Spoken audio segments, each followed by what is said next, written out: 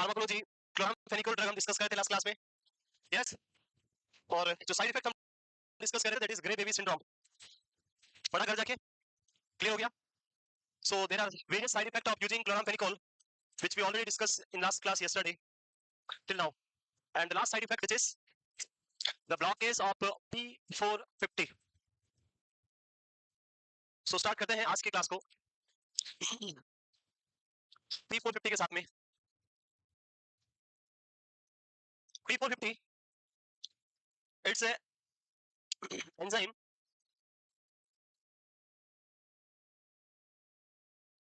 P450 is a type of enzyme which is responsible for the metabolism of anticoagulant heparin and warfarin and caffeine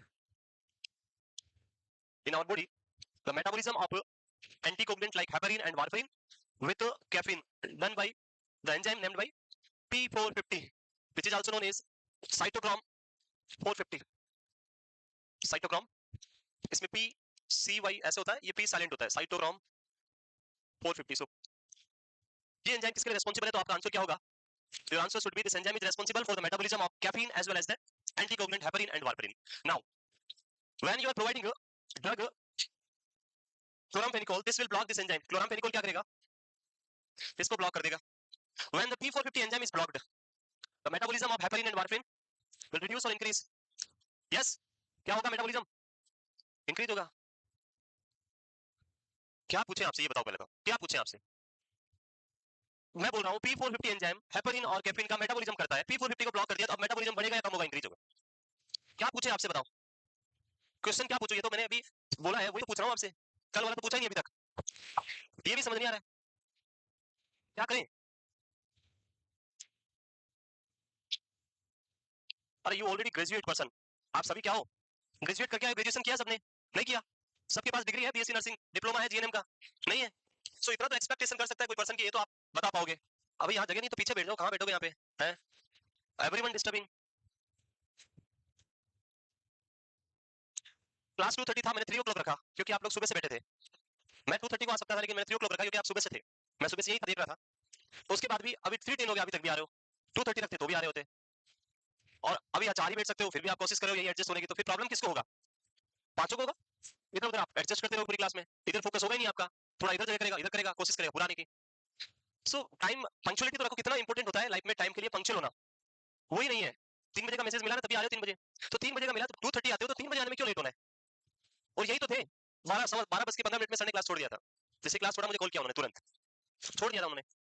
इतना लंबा break दिया आज तो 2 hours and 45 minute का, फिर भी कम पड़ रहा है. फिर रखे नहीं क्लास. 12 घंटे का ब्रेक दे देते हैं, फिर 12 घंटे की नाइट, फिर 12 घंटे का ब्रेक, फिर 12 घंटे की नाइट, ताकि आराम रहे आपको. यस. अभी मैं ये इतना सा पूछ रहा हूँ, वो भी इंक्रीज होगा डिक्रीज होगा, पता नहीं चल रहा सर क्या होगा इसमें. है क्या करें? ये आपने पिया कॉफी, जानते हो कॉफी के अंदर क्या होता है? कैफीन होता है, ये तो पता है. ये कैफीन, कैफीन ब्रेन को स्टिमुलेट करता है कि डिप्रेस करता है? स्टिमुलेट करता है. ये आपने दिया पेशेंट को, ये एक्टिव फॉर्म था, इधर बना इसका इनएक्टिव फॉर्म. ये कैफीन क्या हो गया? इनएक्टिव, क्योंकि इसको बॉडी से बाहर निकालना है.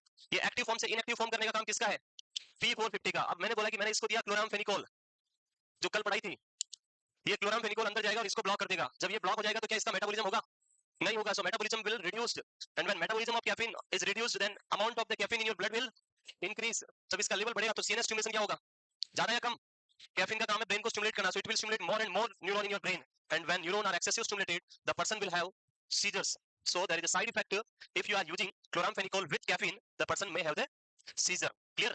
इसीलिए chloramphenicol के साथ में कॉफी या कैफीन को अवॉइड करना है. This is the first concept. Next, heparin. ये हेपरिन दिया या वार्फरिन कुछ भी दे दिया, इसको भी मेटाबोलाइज कौन करेगा? P450. और ये क्या हो गया? इनएक्टिव. सो जब हम क्लोराम्फेनिकोल देंगे तो ये क्या हो जाएगा? ब्लॉक. हेपरिन का मेटाबॉलिज्म स्टॉप. हेपरिन मेटाबोलाइज नहीं होगा तो पर्सन की बॉडी में लेवल क्या होगा हेपरिन का? ज्यादा. और लेवल बढ़ेगा तो उस कंडीशन में person will have a high amount, high effect of heparin. Anticoagulant effect बहुत ज्यादा होगा, and there will be no coagulation. अगर थोड़ा सा भी कट लगा तो पेशेंट को क्या होगा? Bleeding. So prone to bleeding. अगर आप हेपरिन के साथ क्लोराम्फेनिकोल यूज करते तो क्या हो सकता है? ब्लीडिंग. क्लियर? सो आपकी बुक में यहाँ ऐसे लिखा हुआ है, it may produce seizure and chance of bleeding. क्यों होता है? आई थिंक अब समझ में आ गया. वो करे, ये चलता नहीं है. चलता है. किधर आती है इसकी हवा?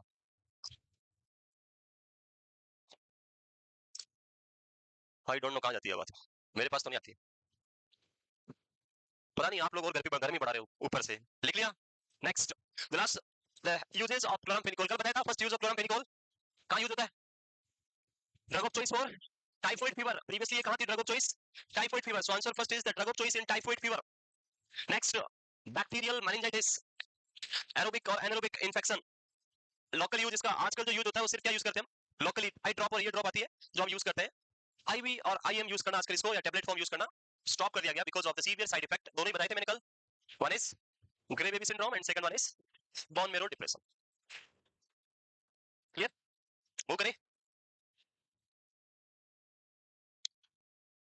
लिख लिया। So day after tomorrow you have the test, MCQ test होगा, 100 एमसीक्यू जाएंगे, पता है? और उस टेस्ट के अंदर आपके बढ़िया नंबर आने चाहिए, ऐसा मुझे लगता है।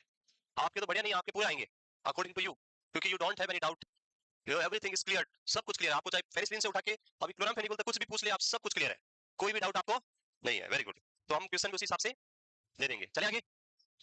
ओबीजी हो गया पुराने वालों का, गायनिक ऑलरेडी चल रहा है, मॉर्निंग और इवनिंग दोनों का चल रहा है, जो पुराने नए का दोनों का इवनिंग में चल ही रहा है, सो वो कंटिन्यू चलेगा।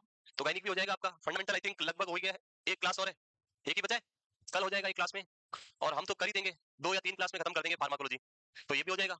उसके बाद देखते हैं आगे, इंटीग्रेटेड सिस्टम भी आपका आज से स्टार्ट हो जाएगा, that will also completed with in 5 to 6 classes. छोटा सिस्टम है, 5 से 6 क्लास में कंप्लीट, अगले वीक में वो भी कंप्लीट, और कार्डियो की क्लासेस भी नेक्स्ट वीक में स्टार्ट हो जाएगी, तो वो भी अगले वीक तक कंप्लीट हो जाएगा। तो आपका बहुत सारा सिलेबस रेडी, और फिर हम संडे से सुबह मिले, मुलाकात करेंगे आपसे बची हुई फार्मा के साथ। नेक्स्ट, हाँ पीडियाट्रिक भी होगा, सब होगा है। हाँ पीडियाट्रिक की क्लास नेक्स्ट संडे सुबह 8 बजे है, आज से अपने दिमाग में डाल लो। नेक्स्ट, हाँ एक ही क्लास होगा 4 घंटे की क्लास में। अभी मैं बात करके आया हूँ सर से, सुबह 8 बजे से 12 बजे तक पीडियाट्रिक कंप्लीट हो जाएगा पुराने वालों की, नए वालों को नहीं, उनको तो अभी पुराना नया स्टार्ट होगा वापस। लिख लिया? वो करें, मैं तो कल ही करवाने वाला था, पर कल से लेकर नेक्स्ट सैटरडे तक बीएससी नर्सिंग वालों का कुछ प्री यूनिवर्सिटी एग्जाम है, और वो सुबह आएंगे एग्जाम देने, इसलिए आपकी क्लास इस वीक में मॉर्निंग में नहीं होगी। सैटरडे तक एग्जाम है, संडे को आपकी क्लास है सुबह 8 बजे पुराने वालों की। क्लियर? नेक्स्ट ड्रग, अगली ड्रग आपकी tetracycline. It's a very effective antibiotic. Tetracycline, tetra means 4, cyclin means cyclin ring, cyclin ring आती है। So the group of antibiotic which having 4 cyclin cyclic ring in the chemical structure is known as tetracycline. और ये drug बहुत use होती है specifically infection जो हम पढ़ते हैं, और उससे भी ज्यादा इसका यूज जो है फीमेल जो है वो ज्यादा यूज करते हैं, और आई थिंक आप लोगों ने भी बहुत यूज किया होगा इसका, नहीं किया तो मैं भी बताऊंगा, तब आप समझ जाएंगे कहाँ यूज होता है। लिख लिया? नेम लिख लिया? एग्जांपल्स आर ऑलरेडी बताया था, ओडी याद है, oxytetracycline, doxycycline, minocycline. So broad spectrum antibiotic, 4 cyclic ring is there, it is the protein synthesis inhibitor by binding with 30S ribosome. कल बताया था प्रोटीन सिंथेसिस का पूरा प्रोसेस बताया था। सो वही सेम प्रोसेस, ये किसको ब्लॉक करेगी? 30S को। क्लोरामफेनिकोल किसको ब्लॉक करेगा? So chloramphenicol block the 50S ribosome, but this tetracycline block the 30S ribosome. Examples are the demeclocycline, doxycycline, minocycline, oxytetracycline. All the drug which having cycline word are the tetracycline. जिसमें भी क्या आता है cyclin word आता है, वो सारी क्या है? टेट्रासाइक्लिन है। लिख लिया? नेक्स्ट, ड्रग्स पढ़ लेते हैं मैकेनिज्म ऑफ एक्शन के साथ में। मैकेनिज्म तो वैसे हो ही गया कंप्लीट, समझ में आ गया? आ गया क्या मैकेनिज्म है? बाय ब्लॉकिंग है 30S ribosome, that is the mechanism of action for tetracycline.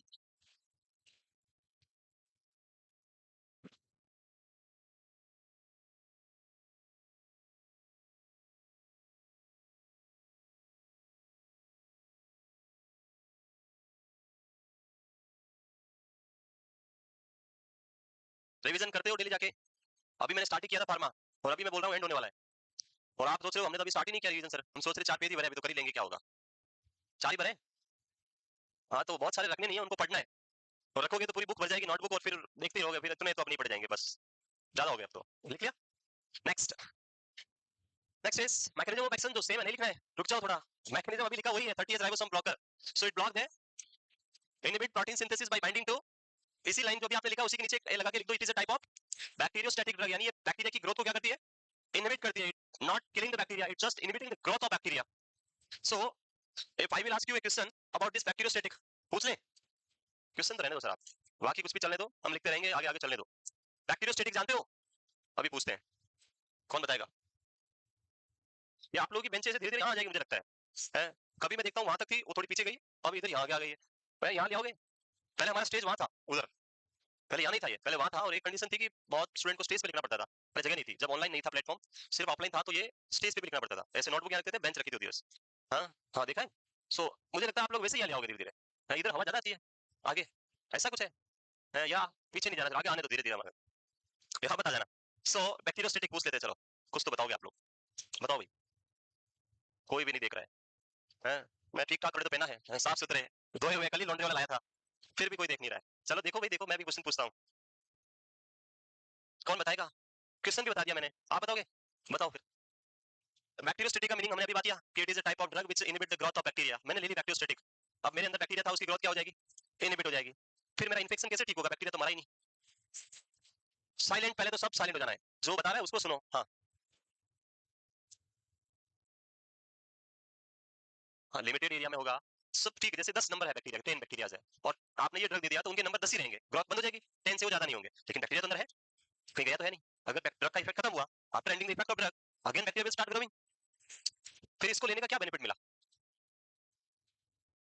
है? हाँ हाँ, क्या बताओ? ओके, वो ड्रग उतने दिन तक रोक के रखेगी, फिर ऑटोमेटिक मर जाएगा, आपके कहने का मतलब है उतने दिन बाद। चलो और कुछ पूछते हैं, वैसे मुझे भी कुछ नया सीखने को मिलता है, चलो ऐसा भी कुछ होता है।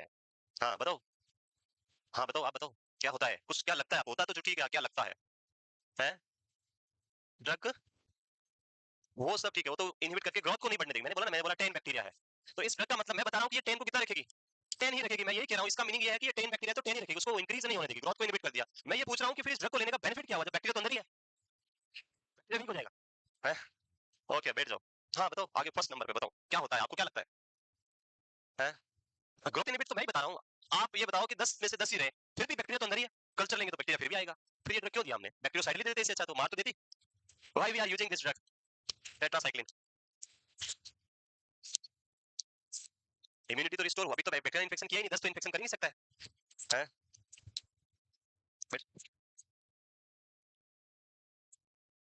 नहीं रिस्टोर, मैं यही बोल रहा हूँ, रिस्टोर का तो रोल ही नहीं है, मतलब जब हम बात करते हैं इन्फेक्शन की, जब बैक्टीरिया के नंबर सफिशिएंट होंगे तभी बैक्टीरिया क्या करेगा, आपके इम्यून सिस्टम पे अटैक करेगा। अगर उसके नंबर 10 है तो वो अटैक नहीं करेगा, बिकॉज उसके नंबर क्या है, बहुत कम है, और आपका इम्यून सिस्टम 1 सेकंड में उसको किल कर देगा।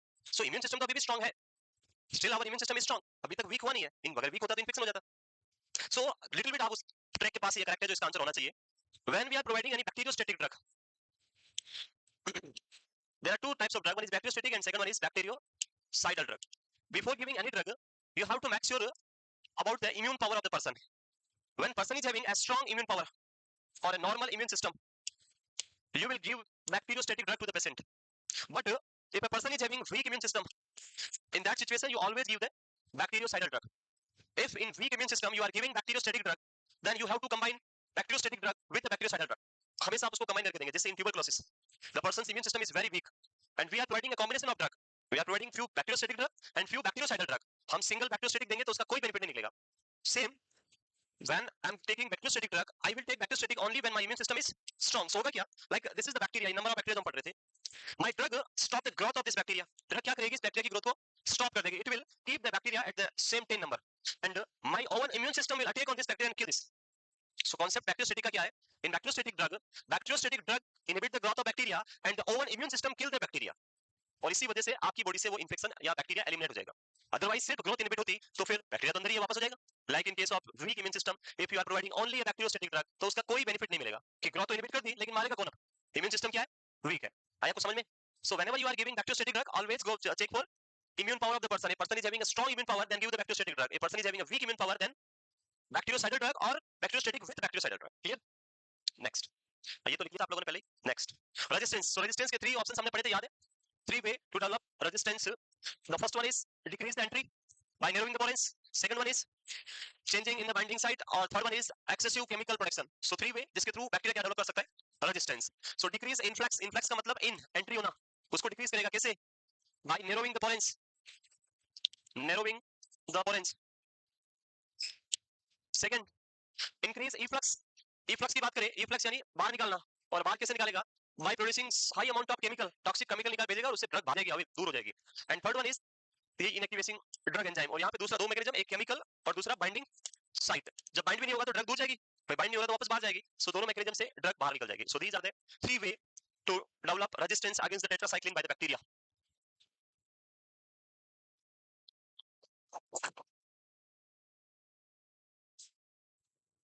Tetracycline are doxycycline, minocycline, very important, demaclocycline, oxytetracycline, कौन सी ड्रग आप लोगों ने यूज किया इनमें से? कोई यूज नहीं किया है? कोई भी ड्रग यूज नहीं किया? डॉक्सीसाइक्लिन यूज किया और कुछ? So compare to doxycycline the more used drug is minocycline. Minocycline drug is very commonly used and the use of minocycline in the cosmetic problems. जानते हो? A very common problem which is known as acne. Acne जानते हो? Pimple. जब ये acne हो जाते हैं तो प्रॉब्लम, एक्ने जब हो जाता है तो उस कंडीशन में बहुत ज्यादा टेंशन हो जाती है, स्पेसिफिकली इन फीमेल. मेल में इतनी प्रॉब्लम नहीं होती है, इतना आजकल नहीं सोचते, आजकल बड़े सोचते होंगे पता नहीं मुझे, बट इतना नहीं सोचते. But when female is having acne they will think more about the cosmetic, और उनको लगता है कि ये प्रॉब्लम, तो they will prefer cosmetic surgeon और डर्मेटोलॉजिस्ट, उसके पास जाते हैं और वो जाने के बाद कुछ टेस्ट करवाते हैं. क्या टेस्ट करवाते हैं? जब भी एक्ने होता है क्या टेस्ट करते हैं? सीबीसी करते हैं. सीबीसी क्यों करना है? एक्ने हो गया तो क्या ब्लड टेस्ट? अगर क्वेश्चन आ गया एक्ने हो गया क्या ब्लड टेस्ट करोगे? क्या करते हैं? ओके, एक्ने क्या होता है? एक्ने क्या है? पिंपल क्या है? कौन सी? Very good. अरे हिंदी में नहीं पूछा आप लोगों से. एक्ने हमारे एक ग्लैंड होती है, that is the sebaceous gland. जानते हो कहां होती है सेबेसियस ग्लैंड? सेबेसियस ग्लैंड कहां होती है? स्किन के अंदर. और स्किन में कहां होती है? स्किन के अंदर होती है हेयर फॉलिकल्स के अंदर. हेयर फॉलिकल जानते हो? ये ऐसा एक फॉलिकल होता है, इसको बोलते हैं हेयर फॉलिकल, और इसके अंदर होता है हेयर का रूट और बाहर होता है शाफ्ट, और यहाँ प्रेजेंट रहती है आपकी sebaceous gland. And they will produce a oily substance. क्या रिलीज करती है? ऑयली सब्सटेंस, जिससे आपका स्किन और आपके हेयर जो है शाइनिंग और ऑयली प्रेजेंट रहते हैं. कुछ में ज्यादा होता है तो हम बोलते हैं मेरी तो ऑयली स्किन है, कुछ में कम होता है मेरी ड्राई स्किन है, और पता नहीं क्या क्या होती होगी. सो वो सब ये करता है. सो प्रॉब्लम क्या होती है? In some individuals this hair follicles is closed. ऐसे क्या हो जाता है? क्लोज हो जाता है. And when this hair follicle is closed, sebaceous gland is continuous producing sebum. That sebum will accumulate in your hair follicles. And ultimately, भाई उसका कितनी कैपेसिटी होगी? छोटा सा होता है क्या? ये तो बहुत बड़ा बनाया, इतना होता है, कैपेसिटी बहुत कम होती है. एंड कैपेसिटी जब कम होती है तो फिर वो कहाँ निकलता है? बाहर की तरफ निकलता है. बाहर आएगा और फिर वो आपको क्या दिखेगा? एक्ने, पिंपल फॉर्मेशन वाला. नाउ यहाँ पे पहला जो टेस्ट है वो होगा, ये क्या? सीबम एक टाइप का क्या ऑयली सब्सटेंस होता है, और इसी वजह से हम सबसे पहले क्या करते हैं? लिपिड प्रोफाइल करवाते हैं. डॉक्टर आपको क्या बोलेगा? लिपिड, कोलेस्ट्रॉल और ये सब चेक कराएगा. अगर किसी ने चेक कराया तो आप गए होंगे तो दिखाया देखा होगा. लिपिड प्रोफाइल के साथ साथ में जो एक हार्मोनल टेस्ट होता, हार्मोन लाइक मेन में टेस्टोस्टेरोन, अगर पिंपल ज्यादा हो तो टेस्टोस्टेरोन जो हार्मोन है उसका टेस्ट करेंगे, और फीमेल में एस्ट्रोजन एंड प्रोजेस्टेरोन जो है इनका जो सेक्स हार्मोन है इनका टेस्ट करते हैं. So what is the relationship between this hormone and this acne? So there are two types of gland which is present in your skin, eccrine, apocrine. सुना है कुछ ऐसा? सर आज से पढ़ाएंगे आपको, और आप बिल्कुल ध्यान से पढ़ना अभी तक नहीं सुना तो, और एक्ने को समझना. सो कुछ ग्लैंड्स होती है जो बाय बर्थ एक्टिवेटेड होती है, the sweat glands which active from the birth, but the sebaceous gland are not active from the birth. So sebum का प्रोडक्शन जो होता है, आपने देखा होगा पिंपल जो होते हैं वो प्यूबर्टी स्टार्ट होने के बाद ज्यादा होते हैं. Before puberty there is a less chance for developing pimples, but puberty जैसे स्टार्ट होती है पूरे फेस पे पिंपल ही पिंपल हो जाते हैं. क्यों? बिकॉज उसी टाइम ये ग्लैंड एक्टिवेट होती है और उसी टाइम ये सारा पिंपल बना देती है. तो ये सारा था एक्ने वाला खेल. इसको ट्रीट करने के लिए very effective drug that is minocycline, जो इस कंडीशन में हम कॉमनली यूज करते हैं. मिनोसाइक्लिन जो आप लिया होगा अगर कभी आप ट्रीटमेंट के लिए गए तो, चलो वो सब आप इंटीग्रेटेड में पढ़ोगे. नेक्स्ट आगे फार्माकोकाइनेटिक्स. सो इनकम्प्लीट और एब्जॉर्प्शन, बट जब हम ये ड्रग प्रोवाइड करेंगे तो it will not absorb 100% from GIT, but whatever amount is absorbed, like if you are giving 100% and out of 100% it is only absorbing 60%. Just an example, if only the 60% drug is absorbed, that 60% amount of the drug is enough for their therapeutic effect. So absorption complete नहीं होता है, but जितना भी होता है वो body के लिए क्या है? Enough है, उससे वो उस प्रॉब्लम को सॉल्व कर देगा, ट्रीटमेंट कर देगा. So absorption is incomplete, but the amount of the drug which absorbed is enough for the therapeutic effect. I think एक सुबह मैंने वैकेंसी अलर्ट किया था, आप लोगों ने देखा होगा, और पोस्ट तो कम है, 27 पोस्ट ही है, बट अच्छा वैकेंसी है. स्पेसिफिकली दो who belong to south side like Tamil Nadu और अदर्स कर्नाटका, उधर से जो बिलोंग करते हैं. सो तमिलनाडु के अंदर है वो वैकेंसी, 27 पोस्ट है, no charges for female candidate. So आप सब फॉर्म भर दें. सेंटर इन जयपुर, सेंटर आपका जयपुर और कोटा है, अगर कोटा के हो तो वहां डाल दो, नहीं तो जयपुर पास में ही है, यहाँ से 4 घंटे लगते हैं. हाँ, इंदौर जाना दूर है, जयपुर पास में है. सो एग्जाम होगा, और दूसरों के लिए भी ज्यादा फीस नहीं है, 200 रुपए चार्जेज है, जिनके लगेंगे उनके 200 रुपए है, वो लड़कों के लगेंगे, वो अनरिजर्व्ड ओबीसी और ईडब्ल्यूएस वालों के लिए, बाकी सबके फ्री है. पीडब्ल्यूडी हो, एससी एसटी, फीमेल कैंडिडेट सबके फ्री है. तो आप आज ही क्या करें? फॉर्म भर दें, एग्जाम दें. एग्जाम दो टाइप में होगा, इसके पहले प्रीलिमिनरी, फिर आपका मेंस, वही सेम, बट इसमें दो एग्जाम नहीं होंगे, एग्जाम एक ही होगा. एक ही एग्जाम होगा, 3 घंटे का पेपर होगा. सेक्शन ए आएगा वो प्री एग्जाम होगा, और सेक्शन बी आएगा वो मेंस एग्जाम होगा. अगर प्री में आपके नंबर क्वालिफिकेशन के बराबर आते हैं तो मेंस वाली कॉपी चेक करेंगे, नहीं आते तो वहीं पे खत्म. पेपर आपको दोनों देने पड़ेंगे एक ही साथ. चेक कब होगा? अगर आप प्री को क्वालिफाई करते हैं, और प्री के अंदर नर्सिंग का एक भी क्वेश्चन नहीं होगा. वो सेक्शन ए नॉन नर्सिंग है, सेक्शन बी नर्सिंग है.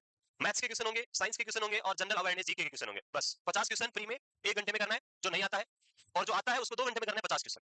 सो बहुत इजी पेपर है आपके लिए, क्योंकि नर्सिंग के लिए 50 क्वेश्चन करने के लिए 2 घंटे आप बोर हो जाओगे, क्या करें 2 घंटे में 50 क्वेश्चन बहुत है टाइम, 2 मिनट से भी ज्यादा टाइम है एक क्वेश्चन के लिए। लेकिन मैथ्स के क्वेश्चन, साइंस के क्वेश्चन और उनके लिए आपके पास 60 मिनट है 50 क्वेश्चन करने के लिए। बाकी चल ही रहा है, नॉट सेट तो आने वाला है, ये सही से आने वाला है 7 जुलाई को, तो उसके लिए तैयार रहें। The very important point about this drug is it is very well distributed in our body, and specifically this drug is a type of drug which is distributed in, okay पहले ये लिखा हुआ फूड के बारे में, food alter the absorption, food के अंदर specifically the type of food which contain calcium, जो कैल्शियम कंटेनिंग फूड होता है लाइक मिल्क, मिल्क प्रोडक्ट, ये सारे हमें क्या करना है, अवॉइड करना है, should not provide this all type of food product, because ये प्रोडक्ट क्या करते हैं, इस ड्रग को एब्जॉर्प्शन को डिक्रीज करवाते हैं, this product decrease the absorption of this drug, so you should avoid the milk और मिल्क कंटेनिंग प्रोडक्ट्स। क्लियर? अगर देना ही है तो you should keep a gap of 2 hours, 2 घंटे का गैप रखना है, पहले ड्रग देके 2 घंटे बाद दे दो मिल्क, या फिर मिल्क देके 2 घंटे बाद ड्रग दे दो, जो भी आपकी चॉइस है, you should keep a 2 hours gap between milk and this drug.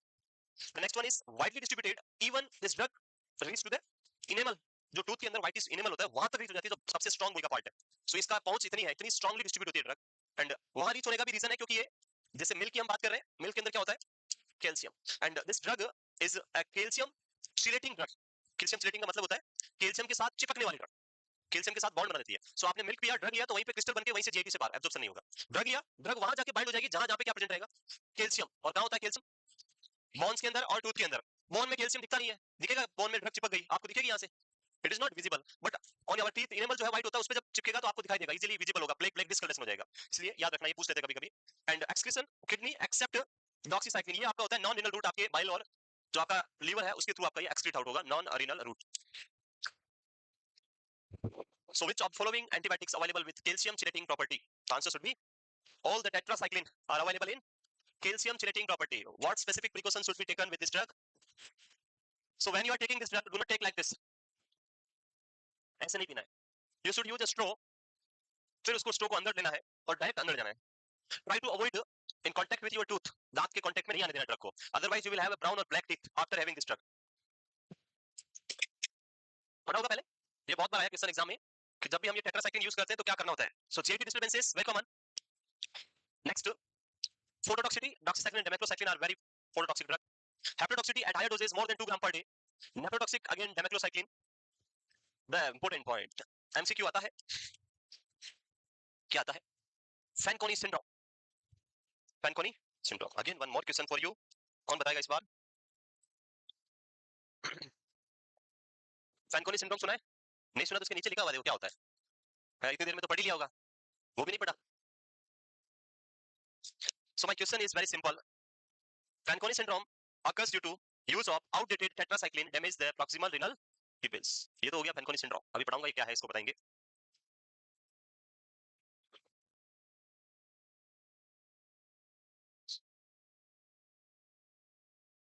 लिख लिया? आप लोग लिख लोगे तभी मैं पूछूंगा. अदरवाइज आप लोग क्या करोगे? लिखते रहोगे, आपको ऐसा फील नहीं हो, नहीं लिख रहे होंगे भी ऐसे करते रहोगे. आई थिंक दैट अभी तक लिख ही रहे हैं.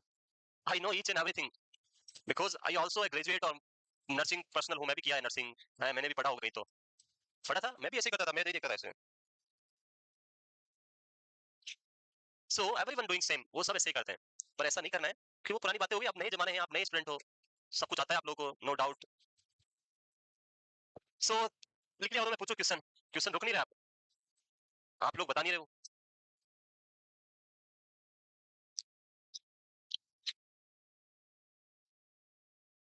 वो करे, आंसर दो पहले क्वेश्चन का, फिर आगे पढ़ेंगे. कौन बताएगा? ऐसे हाथ खड़ा कर दो, मैं बताऊंगा सर. ओ भाई इतने वॉलंटियर तो सर. वो कालिदास वाला याद नहीं भूल जाते हो आप लोग? कालिदास याद है? कालिदास का जो स्वयंवर हुआ था, स्वयंवर जानते हो? स्वयंवर, अपने आप से वर को सेलेक्ट करना, यानी female has a right to select the वर हस्बैंड. पुराने टाइम की बात है, अभी नहीं, अभी तो ऐसा कोई राइट किसी के पास नहीं है. अभी तो दोनों की बात, दोनों की इच्छा हुए तो है, और वो भी जब तक होवे तब तक ही, उसके बाद आप अपने घर, हम हमारे घर. पांड्या वांड्या से बहुत सारे आते हैं, ऐसे कुछ नहीं, पांड्या तो ठीक है, हमें क्या करना है. हाँ नेक्स्ट हमारा क्वेश्चन पे आते हैं, मैं भूल जाऊंगा नहीं. सो जो कालिदास था उसका, अगर आप कभी हिस्ट्री पढ़ा है या पढ़ोगे, तो the Kalidas is the type of person which is known as a mad. Mad यानी पागल, मूर्ख, मूर्ख आदमी होता है, तो वो कालिदास मूर्ख आदमी था. मूर्ख क्यों था? उसकी मूर्खता का पता आप ऐसे लगा सकते हैं कि उसको बोला पेड़ काट, पेड़ का ये जो है काट के आ जा. सो वो चढ़ता है पेड़ पे, वो लेके काटने वाला कुल्हाड़ी, ये स्टेम है और इसी ब्रांच है ऐसे, तो इस ब्रांच के इधर बेटा और इधर से काट रहा है उसको ऐसे. सो कटने के बाद क्या होगा? उसने सोचा क्यों इससे उतरना है, डायरेक्ट दोनों नीचे आ जाएंगे आराम से, कोई प्रॉब्लम नहीं है। इतना मूर्ख आदमी था। उस मूर्ख आदमी की शादी हो गई एक किंग की बेटी के साथ में, और राजा की बेटी राजकुमारी के साथ, और गांव वाले सब पागल आदमी की शादी देख के वो पागल हो गए, इसकी शादी इससे कैसे हो गई। तो वहां पे था स्वयं वर चुनना, और उसने उसको चुन लिया। अब वो स्वयं वर वाली जो थी, मैं पूछ रहा हूँ हाथ बताओ कौन बताएगा, कोई हाथ खड़ा नहीं कर रहा है, फिर मुझे जबरदस्ती खड़ा करना पड़ेगा। तो क्या हुआ कि उस राजा की बेटी ने एक शर्त रखी थी, और उसकी शर्त जो थी वो थी, मेरे को ऐसा हस्बैंड चाहिए जो इस सृष्टि के ऊपर, पहले सृष्टि वर्ड यूज करते थे, मतलब वो छोटी बड़ी बातें नहीं करते थे यहाँ पे इधर नहीं, इस सृष्टि पे, दुनिया में, ऐसा नहीं मेरे गांव में, मेरे घर के पड़ोस में, वो नहीं, सृष्टि पे जो सबसे बेस्ट हिंदी का नॉलेज रखता हो, ज्ञाता हो, मैं उससे क्या करूंगी, और उसका टेस्ट जो है मैं खुद करूंगी, क्योंकि मेरा स्वयंवर हो रहा है, तो मैं उससे क्वेश्चन पूछूंगी और वो आंसर देगा। अगर उसने आंसर दे दिए तो मैं उसको माला पहना दूंगी और शादी हो जाएगी। और ठीक है भाई, बुलाए सब ऐसे महान हस्तियों को, जो कवि थे हिंदी के, महान महान कवि सब बुलाए, बट वो उसके क्वेश्चन का आंसर नहीं दे पा रहे थे। राजा साहब की इधर लाइनें थी 3 पहले, जो 6 हो गई कि अब मेरी बेटी को क्या रहना पड़ेगा, कुंवारा, क्योंकि ऐसा तो कोई है ही नहीं। वो अपने सैनिकों को भेजे बार बार, लाओ और लेके आओ। बेचारे सैनिक थक गए, किसको लाए और कहां से लाए। तो शाम होते होते ये बेवकूफ आदमी तो था ही है, मूर्ख आदमी जो इधर घूम रहा था, सैनिकों ने सोचा इसको भी ले चलते साथ में, क्या आप किसको ले जाए, तो उसको उठा के लेके चल तेरी शादी कराते हैं। वो तो मूर्ख आदमी गया, अंदर गया, उसका नंबर, लास्ट में उसका नंबर आया। अब राजकुमारी ने उसको क्वेश्चन पूछा, तो राजकुमारी ने उसको क्वेश्चन बिना वॉइस के म्यूट होते हुए क्वेश्चन किया, और क्वेश्चन उसने क्या किया, ऐसे उसको दिखाया। अब एक मूर्ख आदमी ऐसे दिखाएगा तो क्या देगा, उसने ऐसे किया, उसने ऐसे किया, आजा, और जैसे ही उसने ऐसे किया उसने उसको मेला पहना दी, और दोनों की शादी हो गई है। सो शादी के बाद में राजा भी खुश हो गया, चलो कोई तो मेरी बेटी को मिल ही गया। उनको नहीं पता मूर्ख मिला है, बेवकूफ भरा। बाद में वो निकले घर से, अब बाहर निकले तो गांव में तो सबको पता है तो बेवकूफ आदमी है, राजा को नहीं पता था, उसकी बेटी को नहीं पता था। एक छोटा सा उसका झोपड़ी था, वहां पहुंचे, तब तक उस रानी को पता, समझ में आ गया राजकुमारी को कि भाई मैं कहीं पे फंस गई हूँ, ये बेवकूफ है, मूर्ख है, मैं इससे शादी करके फंस गई। बट रूल था पुराना टाइम का कि भाई एक बार शादी हो गई तो हो गई, अब आपको जिंदगी भर यही आपका घर और यही आपकी दुनिया है। सो वो गई, और वो घर में जाने के बाद वो कुछ पता नहीं जो भी है वो किया, और अंदर जाके ऐसे खड़ी हो गई। वो मूर्ख को बोला तू बाहर रह, ये घर आज से मेरा है, क्योंकि मैंने शादी कर ली, और मेरी जो शर्त थी क्या थी, किससे शादी करनी है, दुनिया का सबसे बेस्ट कवि जो होगा उससे शादी करूंगी मैं, और तू तो है नहीं। तो आज इस घर के बाहर तेरे को मैं ये बता रही हूँ कि तू इस घर में तभी एंटर करेगा जब तू दुनिया का क्या बनेगा, सबसे बेस्ट हिंदी का कवि बनेगा। और उस दिन के बाद से जिस कवि कालिदास की हम बात करते हैं हिंदी में, जो आपने सबसे महान कवि में आता है, वो उसकी लाइफ का सब्लिमिशन था। वो क्या था, सब्लिमिशन था, जो उसकी वाइफ की वजह से हुआ था। और उसने जाने से पहले क्वेश्चन किया उससे कि तू जा तो रहा है यहाँ से, पर मेरे क्वेश्चन का आंसर देके फिर जाना है। मैंने जब तेरे को ये किया तो तूने ऐसे क्यों किया, मेरी जिंदगी को बर्बाद क्यों किया। तो उस पर्सन ने बोला कि आपने ऐसे किया, मतलब मेरे को थप्पड़ मार रहे थे और मैंने आपको मुक्का मारा था हिसाब बराबर। और उसने बोला बेवकूफ, मेरा जो मीनिंग था वो था दीज आर द 5 सेंस, जिनको हम हिंदी में बोलते हैं ज्ञानेंद्रियां। सो ये 5 सेंस दिखाए मैंने तेरे को, और तूने ऐसे किया मतलब तू उनको मुट्ठी में कंट्रोल करके रखेगा। That is the meaning in Hindi. तो होता है तूने ऐसे किया मतलब मुझे लगा तू सच में कभी जानता है, सब कंट्रोल कर लेगा, और इसलिए मैंने तो तेरे से शादी करी। अब तू जा वापस, क्या बन गया, कवि। और उस वजह से वो क्या बना, हमारे क्या क्या लिखा उसने जो आपने पढ़ी होगी। अब हमारा क्वेश्चन बताओ, हाँ पिलर के पास खड़े हो जाओ, पिलर के पास। सिंपल सा क्वेश्चन है, टैबलेट खाया पैरासिटामोल कभी, खाने से पहले क्या चेक करते हो, एक्सपायरी। वेरी गुड, अगर एक्सपायर टैबलेट पीसीएम खा लिया आपने, अब क्या होगा, है ये नहीं बोलना पेनकोनी सिंड्रोम हो जाएगा, हाँ क्या होगा वही तो पूछ रहा हूँ, क्या होगा, है एलर्जी हो जाएगी, है एलर्जी तो बहुत बड़ी चीज होती है। और क्या हो सकता है, पीसीएम खाने से कोई साइड इफेक्ट नहीं आता है। पीसीएम की वजह से एक ही एडवर्स इफेक्ट आता है, वो आता है लिवर फेलियर, बट वो तो एक दिन आएगा नहीं, वो तो लंबे टाइम तक 10 15 20 साल 50 साल तक खाओगे तो हो सकता है कभी कभी आ जाए, बाकी वो सबको आता ही नहीं है।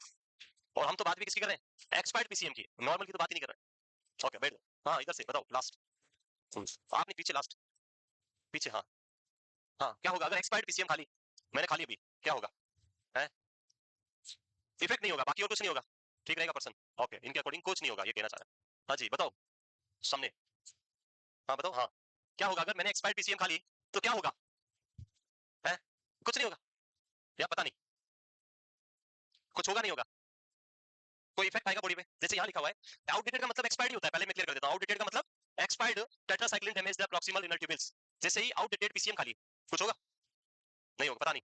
ओके बैठ जाओ, कोई नहीं, बताओ कुछ होगा, कुछ नहीं होगा, ये तो अच्छी बात है, कंपनी वालों को बोलते हैं बेचो एक्सपायर भी, फिर क्यों चेक करते हैं एक्सपायरी डेट, फिर क्यों एक्सपायरी डेट चेक करते हैं, अभी बोला सबसे पहले एक्सपायरी डेट चेक करते हैं, क्यों करते हैं। So in our pharmacology we have so many types of drugs, but in all the types of drug only the one single drug, that is tetracycline, if you are eating an expired tetracycline, that will produce a severe adverse effect or side effect, rest all drug will not produce any effect in our body, बाकी drug कुछ भी नहीं करेगी, वो expire है तो बस there will be no effect on your body. आपकी बॉडी में उस ड्रग का आपको इफेक्ट नहीं मिलेगा और may be effect will reduced. Like आपने 500 mg पीसीएम लिया तो उसका 500 mg का इफेक्ट नहीं आएगा. It may be 100 mg, 5 mg, 10 mg, zero effect रहेगा. उसका बेनिफिट नहीं मिलेगा. That is the expire. Meaning expire. Expire होना मतलब उसका इफेक्ट खत्म हो जाना. दैट इज एक्सपायर होना. बट एक ड्रग का याद रखना, वो कौन सी है? टेट्रासाइक्लिन. अगर ये एक्सपायर है तो फिर बहुत बड़ी प्रॉब्लम है. So never use the expired tetracycline. If you are using the expired tetracycline it will reach to the renal tubules. Renal tubules तो जानते ही होंगे. नहीं जानते होंगे तो आपको रेनल सिस्टम में पढ़ाया जाएगा. सर आपको पढ़ाएंगे तब. ये आपका ऐसा कुछ होता है. ये होता है पीसीटी, ये एलओएच, और ये बीसीटी, और ये सीटी. सो जो प्रॉक्सिमल कॉलेक्टिव ट्यूबल जो फर्स्ट पार्ट आता है आपका, in this part this expired tetracycline will cause damage. इसको डैमेज कर देगी और किडनी के लिए क्या करेगी? टॉक्सिसिटी प्रोड्यूस करेगी. And that's why never use the expired tetracycline, otherwise it will produce Fanconi syndrome. Clear? लिख लिया? नेक्स्ट. और नीचे और कुछ लिखा था. One more type that is super infection. ये मेरा भी इसमें आ रहा है. चलो कोई नहीं, यहां जो लिखा हुआ यहां लिख देता हूं मैं. Super infection. What is super infection? Infection का भी सुपर इन्फेक्शन है. अच्छा वाला इन्फेक्शन है. What is the meaning of super infection? So super infection means when a person is having any type of infection in the body and having a drug for the management of that infection. उसको ठीक करने के लिए आप drug ले रहे हैं, but the effect of that drug will produce one more type of infection in your body. एक इन्फेक्शन पे दूसरा इन्फेक्शन हो जाना, उसको हम क्या बोलते हैं? Super infection. And tetracycline is a drug which is very well known for the super infection. Question आता है सुपर इन्फेक्शन के लिए कौन सी ड्रग बहुत जानी जाती है, तो आंसर क्या लिखना है? टेट्रासाइक्लिन, जो बहुत ज्यादा सुपर इन्फेक्शन कोज कराती है. Clear? Next. Side effects of tetracycline. So the very common side effect, anti-anabolic effect. There are two types of effect in our body. That is an anabolic, जानते हो? Anabolic and catabolic.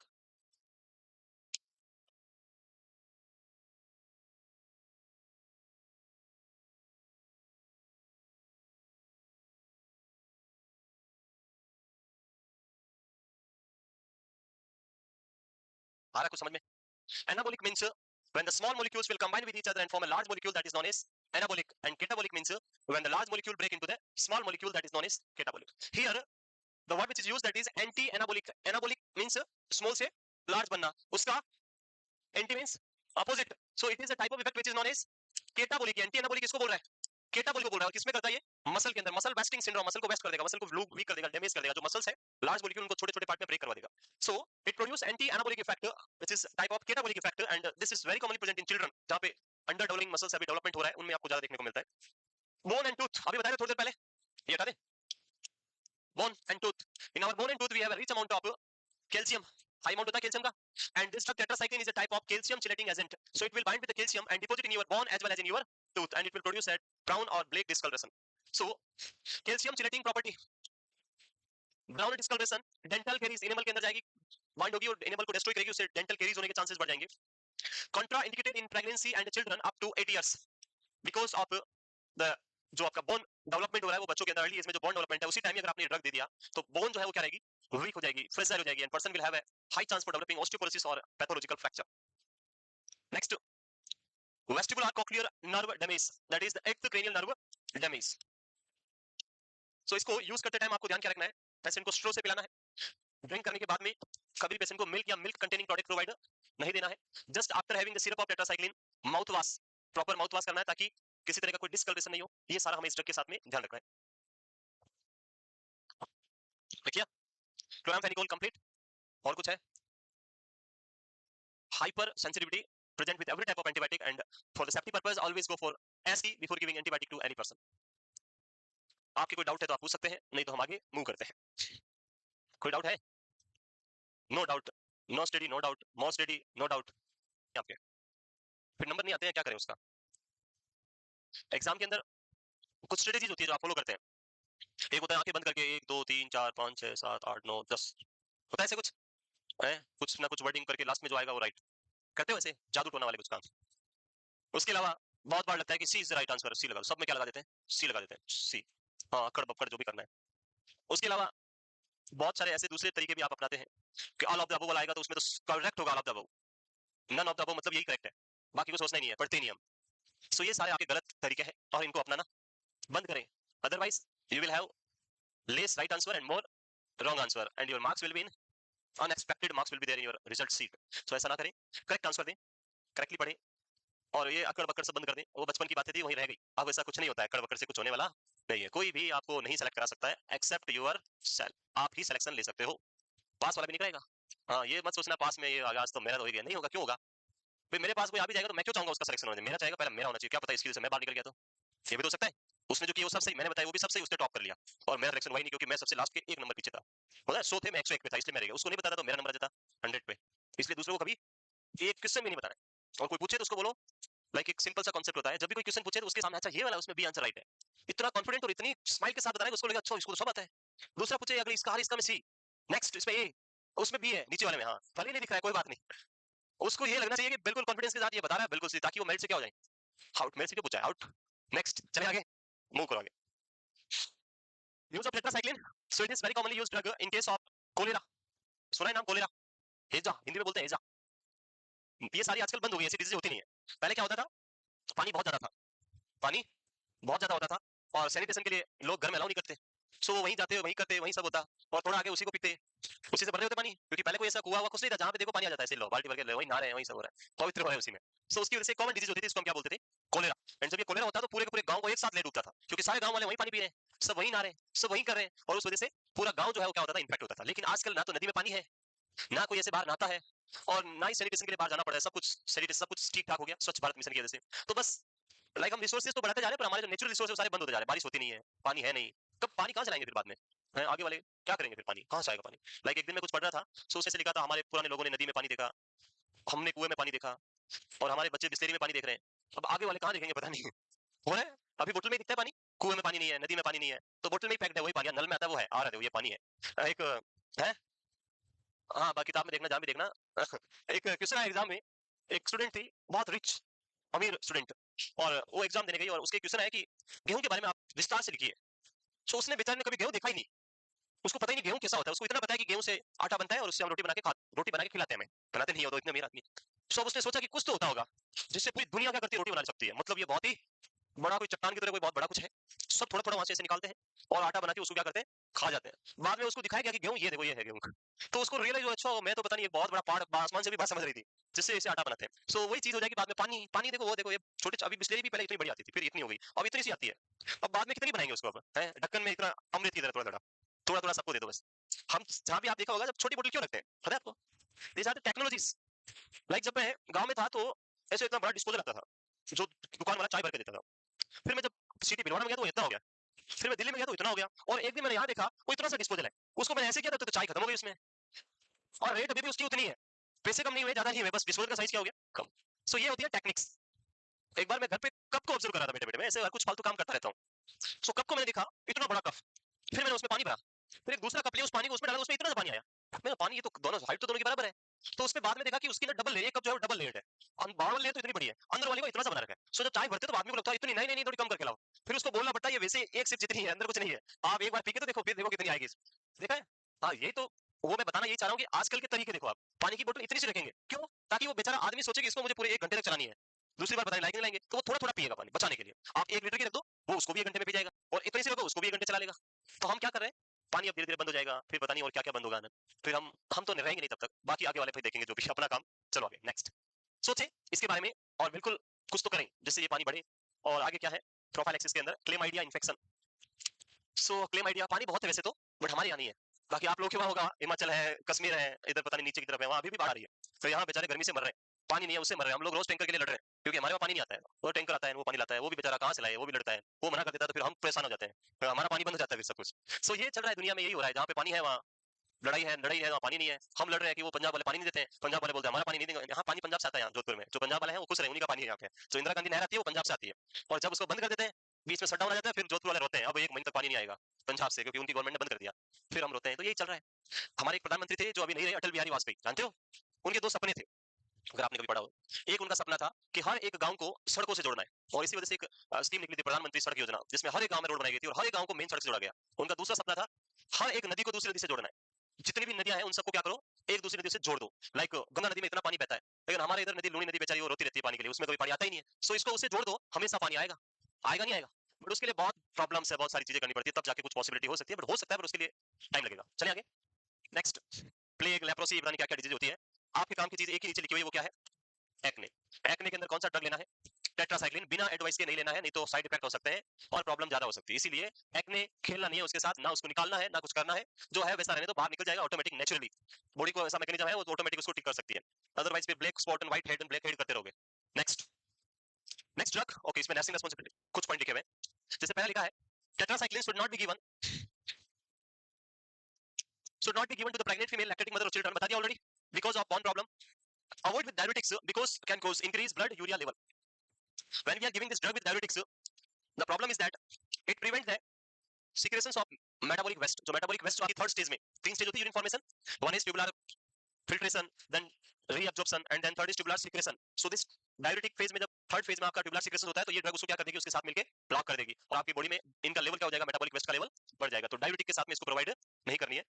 RFT and LFT monitoring, renal function test and liver function test, because it is hepatotoxic and nephrotoxic drug, already हमने देखा था hepatotoxic and nephrotoxic. Do not mix with penicillin, why?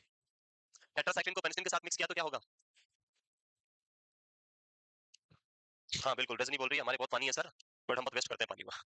सो पानी को waste कौन नहीं करता है? सब करते हैं, जिनके नहीं है वो भी करते हैं, करते हैं नहीं करते हैं, सब करते हैं। हाँ हम भी करते हैं। मैं भी सुबह उठते ही ऐसे गाड़ी में पानी फेंकता हूँ जैसे पता नहीं कहाँ से आ रहा हो, बाद में पता चलता है टैंक खाली होना बंद कर देता तुरंत, क्योंकि भी पानी खत्म हो जाएगा, लाएगा कौन फिर, प्रॉब्लम ये हो जाएगी ना। सो वेस्ट सब मैं कहाँ से लाऊंगा, मैं कहाँ, फैक्ट्री तो है नहीं मेरे पास कुछ। नेक्स्ट, हाँ मिक्स क्यों नहीं करना है बताओ पहले। Do not mix with penicillin.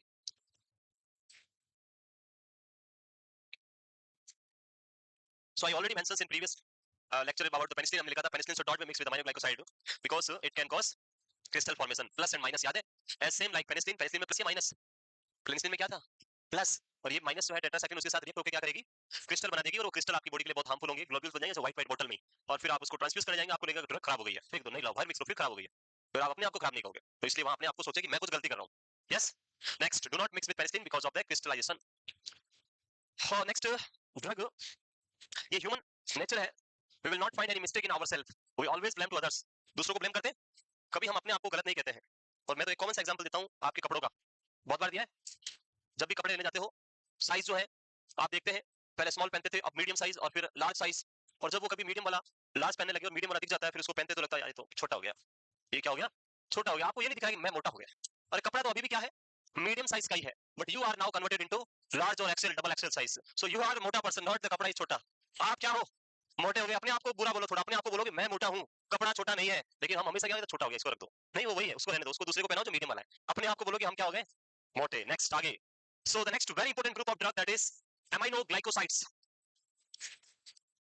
Amino glycoside, it's a type of antibiotic which contain two or more amino sugar attached by glycosidic linkage to hexone ring. So यहाँ पे क्या होगी, इस तरह का हेक्सोन रिंग होगा, और इस हेक्सोन रिंग के ऊपर ऐसे ग्लाइकोसाइडिक बॉन्ड होंगे, और इन बॉन्ड के ऊपर कौन अटैच रहेगा, अमीनो सुगर, कौन रहेगा, अमीनो सुगर। सो इस स्ट्रक्चर को हम क्या बोलते हैं, अमीनो ग्लाइकोसाइड। दो हो सकते हैं अमीनो सुगर या उससे ज्यादा भी हो सकते हैं, minimum 2 is there, so this is an aminoglycoside. Next, it is 30S ribosome inhibitor, it is a 30S ribosome inhibitor, so inhibit the protein synthesis, clear है, कौन से राइबोसोम को ब्लॉक करेगा drug, as like tetracycline it also block the 30S ribosome, कल बनाया था हमने याद है, 30S combined with 50S and both will form a 70S ribosome, so this is the 70S ribosome, 30S plus 50S combine with each other and form the 70S ribosome, so by blockage of 30S ribosome there will be the blockage of the formation of 70S and blockage of protein synthesis। Examples मैंने बहुत सारे बताए थे याद है, like streptomycin, gentamicin, amikacin, neomycin, kanamycin, so ये सारे tobramycin सारे क्या है, examples of aminoglycosides, very important group of antibiotic aminoglycosides. Start करें, नेक्स्ट वन बाय वन इनके ड्रग्स को हम पढ़ेंगे और फिर इसको खत्म करेंगे।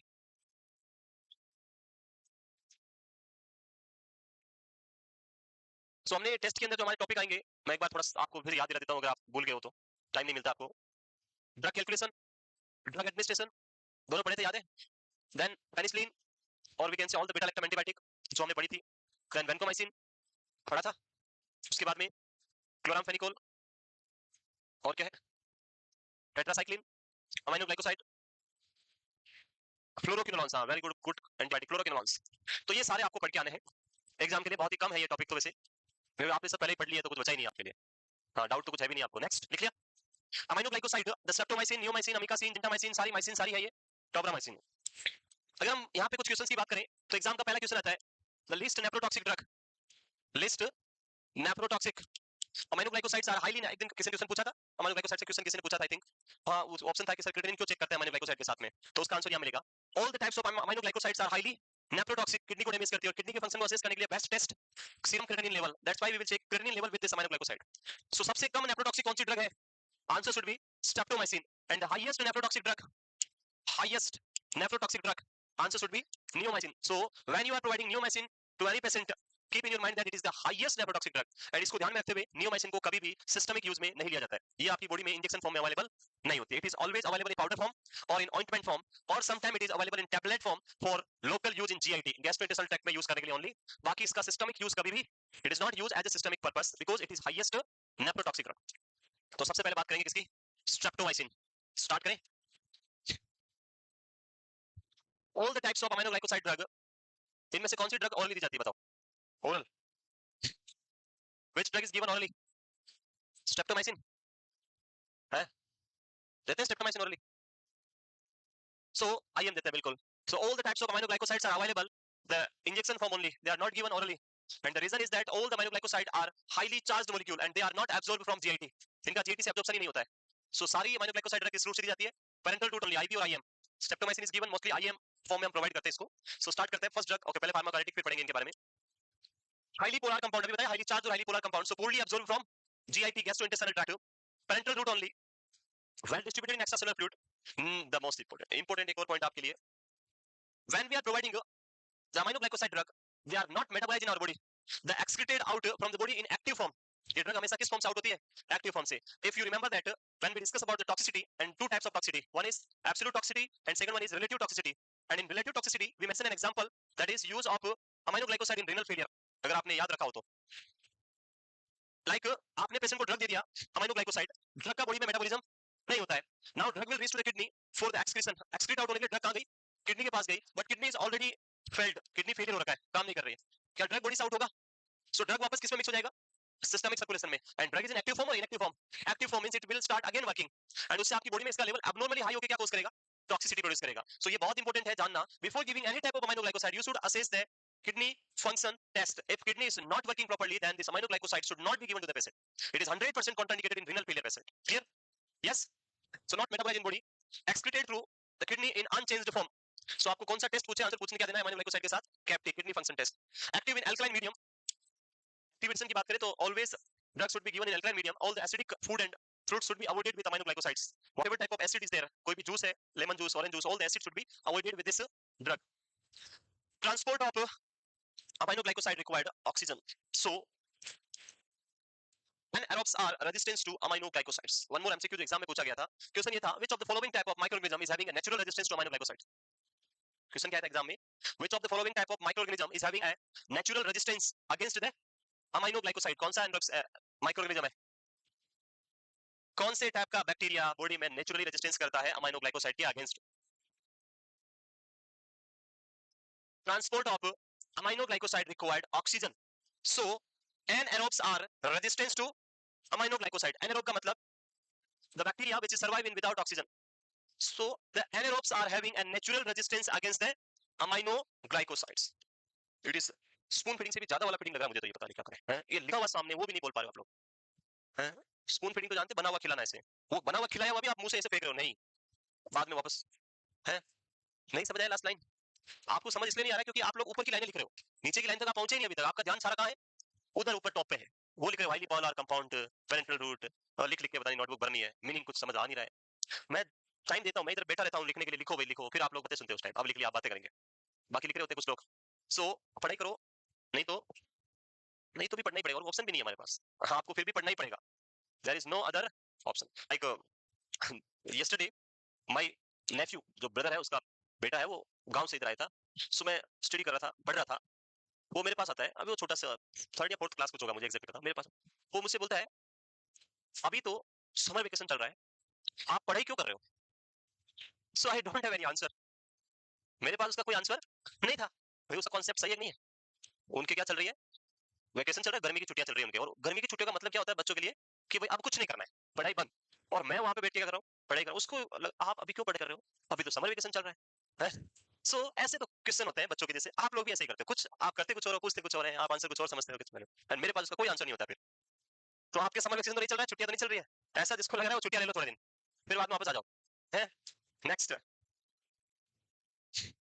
मैकेनिज्म ऑफ एक्शन तो लिख लिया, वापस नहीं लिख, रुक जाओ, नहीं लिखना, अभी लिखा, क्या लिखा था, 30s राइबोसोम इनहिबिटर, सो वही है, बस बैक्टीरियोसाइडल लिखा हुआ है इसमें, it's a bacteriocidal but only effective on aerobic bacteria, not effective on anaerobic, why, क्यों एनारोबिक पे इफेक्टिव क्यों नहीं है, बिकॉज अमाइनो ग्लाइकोसाइड को यहां से बैक्टीरिया के पास ले जाने के लिए ऑक्सीजन चाहिए, ऑक्सीजन पे बाइंड होकर ही वहां जाएगा, और अगर एनारोबिक बैक्टीरिया की बात करें तो वो ऐसी जगह रहता है जहां ऑक्सीजन होती नहीं है, सो वहां पे अमाइनो ग्लाइकोसाइड रीच नहीं होगा, the aminoglycoside will not reach to the anaerobic bacteria because anaerobic bacteria does not have any oxygen, and that's why our antibiotic aminoglycoside not effective on anaerobic type of bacteria, only effective on aerobic bacteria. Next, next, protein synthesis inhibitor already लिखा, 30s ribosome inhibitor है ये। Next, resistance, so resistance का mechanism यहां भी same है, yes, नहीं लिखा क्या, it is effective against gram positive aerobic bacteria, बस यही तो लिखना था, 4 word, gram negative aerobic bacteria, बस। बाकी प्रोटीन सिंथेसिस इनहिबिटर तो अभी पहली लाइन लिखी थी आपने, 30s ribosome inhibitor, inactivation of drug bye bacterial enzyme, जो केमिकल प्रोड्यूस होता है उसके थ्रू आपका रेजिस्टेंस हो सकता है। Second thing, decrease entry of the drug into the bacterial cell wall by narrowing the porins, and third one, decrease affinity of the drug for the ribosome, affinity means, पढ़ा था affinity कहीं पे, हाँ हाँ, क्या पढ़ा था affinity, पीलर के पास, हाँ आप बताओ, क्यों इतना सोच रहे हो, what is affinity,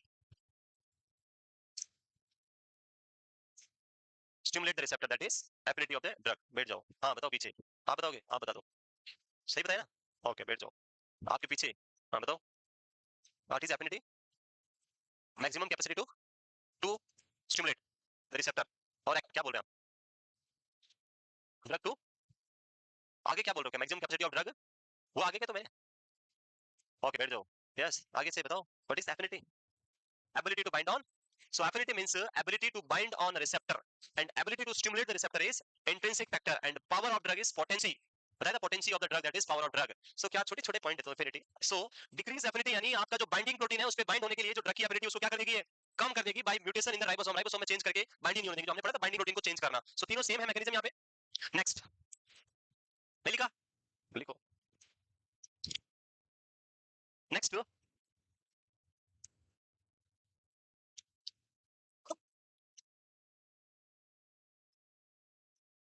वो करें आगे, नेक्स्ट, स्ट्रेप्टोमाइसिन, ओ सॉरी पहले इसके बारे में और लिखा हुआ है, एक और पॉइंट लिखा हुआ है, इसका क्वेश्चन है एग्जाम में, high the plasma concentration more the bacteria is killing rapidly, so question था इसका, सिंगल डोज रेजिमेन, ऐसा क्वेश्चन आया था, single dose regimen used with which drug, which antibiotic, options थे ऐसे बहुत सारे, so single dose regimen means we prefer the drug given in a day one time compared to divided dose like BD, DDS और QID, and examples are aminoglycosides, aminoglycosides जो है हम prefer करते हैं कि दिन में कितनी बार देनी है, एक बार, आपने देखा होगा gentamicin is always given once a day, amikacin is also given once a day, streptomycin, multiple drugs जो है वो हम वंस अ डे देना प्रेफर करते हैं, why, because like doctor would advise you to give 100 mg drug, if you are giving it OD then maximum plasma concentration will be कितना होगा,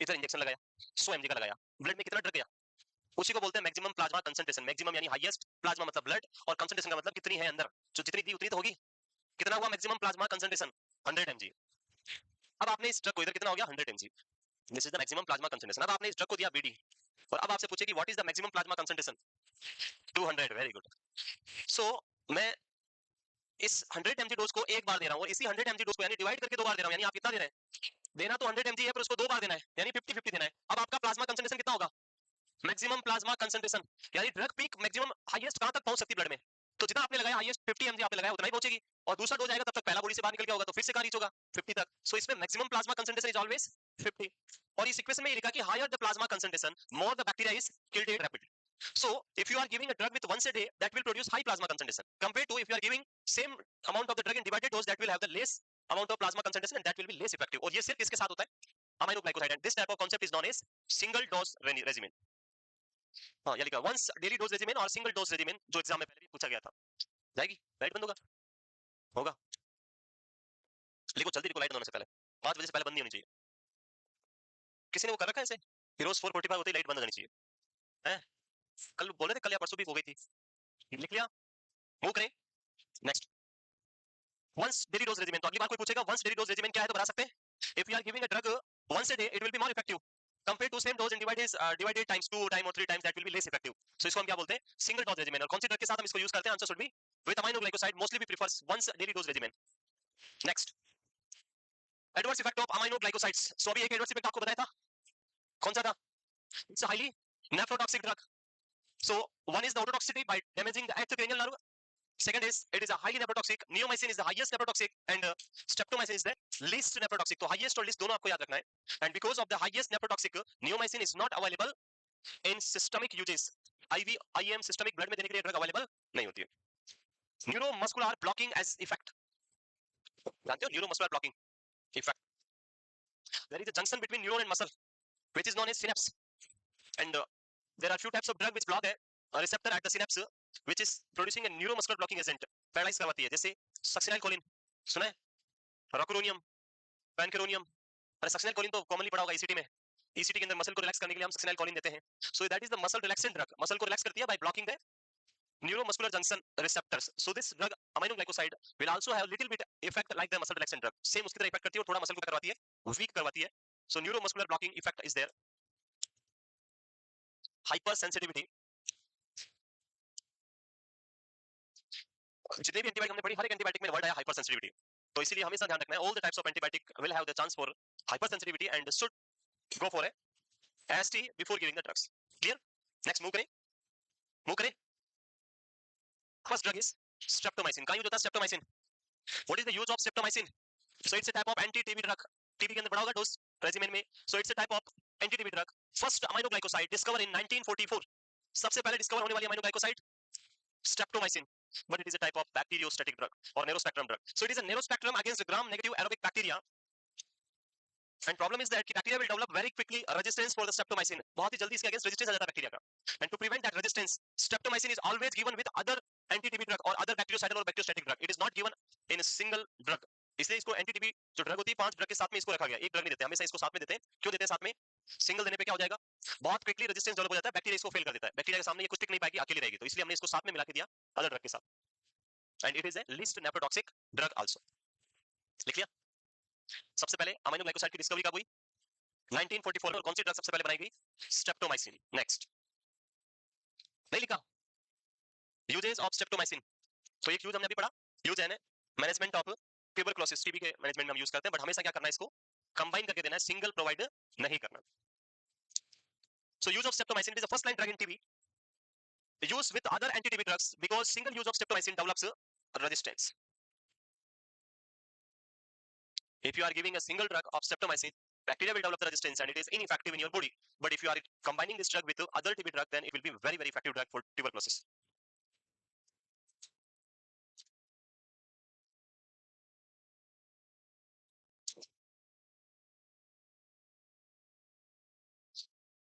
Till the aminoglycoside, aminoglycoside तक आपको जो है test के लिए पढ़ के आना है. इसके बाद जो मैं पढ़ाऊंगा आज और कल वो नहीं होगा, उसके पहले तक यानी aminoglycoside और उसके पहले जो भी पढ़ा है फ्रॉम ड्रग कैलकुलेशन और administration to last of aminoglycoside तक आपको पूरा पढ़ के अगले टेस्ट के लिए ट्यूसडे डे आफ्टर टुमारो आना है. Clear? Next, next is pharmacokinetics of streptomycin. So it is only given parenteral because not absorbed in GIT, और इसका रीजन क्या है, it is highly ionized or charged form of drug, that's why it is not absorbed from GIT. So distributed only in, यहाँ लिख भी सकते हैं आप, highly ionized or not absorbed from GIT, only which route? Parenteral route. The next is distributed only in extracellular compartment. So there are two types of compartment, one is extracellular and second is intracellular. Extracellular compartment यानी blood आपका या other interstitial fluid. लेकिन if the bacteria is present in intracellular compartment, then it will not effective. जैसे हमने पढ़ा था कुछ drug के साथ में kill the intracellular organism, but it is ineffective against intracellular organism. Again, it is also not metabolized and excreted through the kidney in the urine. T-half is 2 to 4 hours. It is short acting, narrow spectrum and effective only the gram negative aerobic bacteria, जहां इसका effect आपको देखने को मिलता है.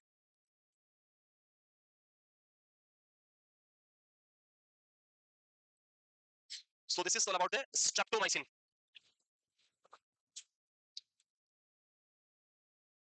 Move करें.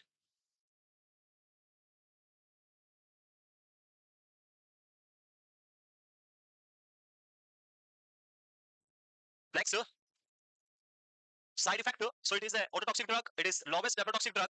decrease vitamin B and B6 and vitamin B12 in your body, and that's why the streptomycin is always given with vitamin B6 and B12 supplement. Drug के साथ में हम सप्लीमेंट देते हैं, so person will have the normal amount in body, B6 and B12 का level normal रहेगा. so ये भी कभी-कभी पूछ लेते हैं, तो याद रखना है कौन सा ड्रग साथ में देना है या कौन सा फूड कंटेंट देना है जिसमें B6 B12 हो, तो आंसर देना है आपको स्ट्रेप्टोमाइसिन के साथ ही प्रोवाइड करना है, क्योंकि ड्रग क्या करती है, उनका लेवल डिक्रीज करवा देती है. नेक्स्ट ड्रग, so ये lowest nephrotoxic drug streptomycin and vascular damage or we can say at the cranial nerve damage करने वाली ड्रग आपकी the streptomycin. next gentamicin दिया है कभी?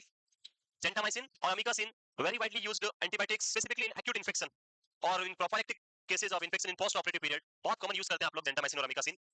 so gentamicin it is the most common used acute infection. acute infection means like in case of post operative period patient को infection हो गया तो हम first choice क्या देंगे? gentamicin with penicillin. Discovered in 1964 after 20 years of first antibiotic streptomycin. Gentamicin was discovered in 1964 after 20 years. It is also a broad spectrum antibiotic and तो पहला antibiotic बना 1944 में amino glycoside. Second group discover हुआ 1964 after 20 years of first antibiotic gentamicin.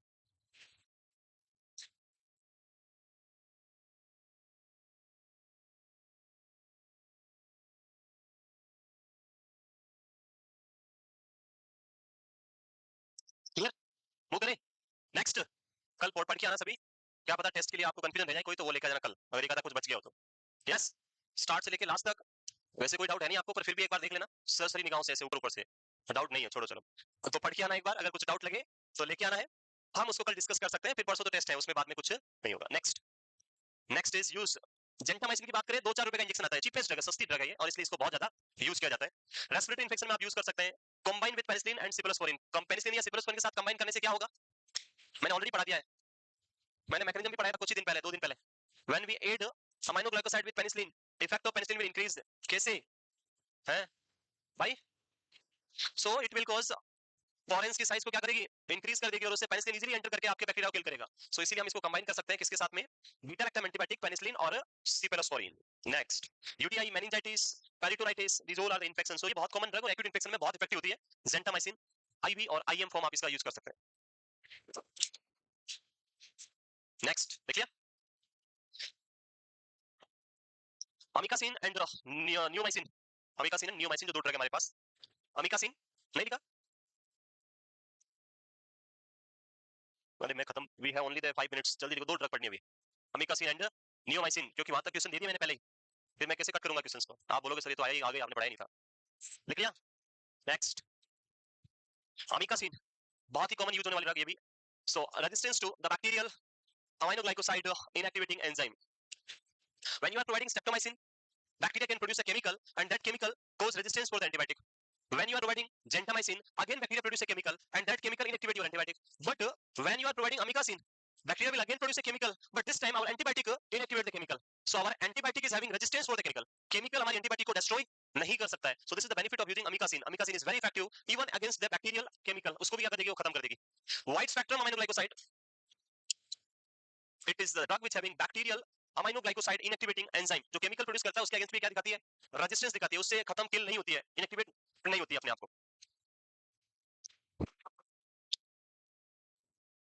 Okay, yes.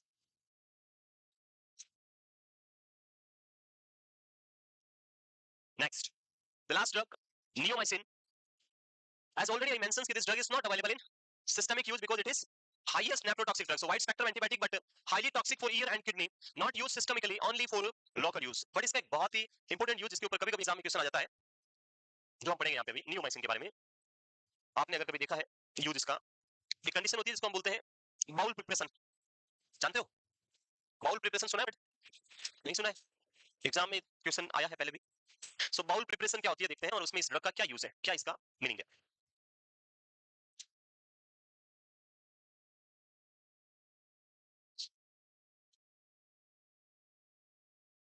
वो करें.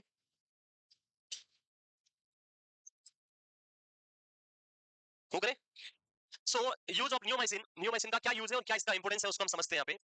Use of neomycin, it is topically in powder और in ointment form only for the preparation of bowel before surgery, जिसको मैं बोल रहा था bowl preparation. सो कुछ पॉइंट इसके बारे में आप याद रखेंगे. पहला point, amino glycoside drugs are highly ionized drug, yes और no, and ionized drug will absorb from GIT और not absorb from GIT. not absorbed from GIT. So if I'm taking neomycin tablet through oral route, it will present in my GIT or it will be move into the blood. कहाँ रहेगी drug? It will always present in our GIT because it is not absorbed from GIT, highly ionized drug. Now if neomycin present in my GIT, it will kill the organism in my GIT. जो भी GIT में होगा उनको क्या करेगा? Kill करेगा. देखो क्या होता है. This is the esophagus, stomach and your intestine. Now you give a neomycin to this patient. This will be moved like this only, and this will kill all the type of microorganism which is present in this GIT, and then excrete it out in the stool. So उससे क्या benefit मिलेगा कि if you are going for any surgery in this bowel, अगर आप GIT का surgery करने जा रहे हैं तो उस कंडीशन में सर्जिकल जो सेप्सिस हम बात करते हैं वो मेंटेन रहेगा, इन्फेक्शन नहीं होगा वुंड के अंदर. So that is the use of neomycin. कभी कभी क्वेश्चन आता है कि नियोमाइसिन हम सिस्टमिकली नहीं देते हैं, लेकिन फिर भी इसका टैबलेट फॉर्म हम पेशेंट को दे रहे हैं, उसको क्यों प्रोवाइड कर रहे हैं, and what is the purpose, and क्या इसमें एडवर्स इफेक्ट या टॉक्सिक इफेक्ट नहीं आएगा. तो आप लिखेंगे बिल्कुल कोई टॉक्सिक इफेक्ट नहीं आएगा, because drug will not absorb from GIT because it is highly ionized form. It is only kill the bacteria which present in our GIT. So we will give neomycin and then we will give enema. All the content will be moved out with the dead bacteria, virus, everything. So this is the use of neomycin in case of bowel preparation for any type of surgery, GIT surgery. Next, hepatic encephalopathy. Previously, the neomycin is a drug of choice for hepatic encephalopathy. Hepatic encephalopathy का main cause ammonia. The main cause is increased level of ammonia. When we are using neomycin in case of hepatic encephalopathy frequently, then there will be a chance for developing toxic effect of the drug. In bowel preparation, we will provide for once. Drug एक ही बार दी जाती है और वापस ठीक. यहाँ पे तो आपको क्या देना पड़ेगा? Multiple dose provide करने पड़ेंगे. That will be chances for developing the side effect. So to prevent this side effect, now neomycin is not used in the hepatic encephalopathy. There was a question in exam, the drug of choice for this hepatic encephalopathy. Drug of choice for hepatic encephalopathy. बताओ रे. The answer should be oral lactulose. Oral lactulose. So lactulose जो आता है, oral lactulose आता है, syrup आती है, loose नहीं सुना, लूज सिरप आती है, ऐसे पी जाते हैं, कॉन्स्टिपेशन होता है तब. So loose lactulose जो आता है, that lactulose bind with the ammonium and excrete out through the GIT. So person will have the decreased amount of ammonium and there will be less chance for this disease, hepatic encephalopathy. तो हम आजकल क्या use करते हैं? Oral lactulose comparison to neomycin. So this is the end of aminoglycoside. The next group of antibiotic we'll discuss in next class tomorrow. Cholesterol नहीं पढ़ेंगे, दूसरा पढ़ेंगे, पर कल पढ़ेंगे. We'll start with next group of antibiotic in next class tomorrow. Thank you. Yes.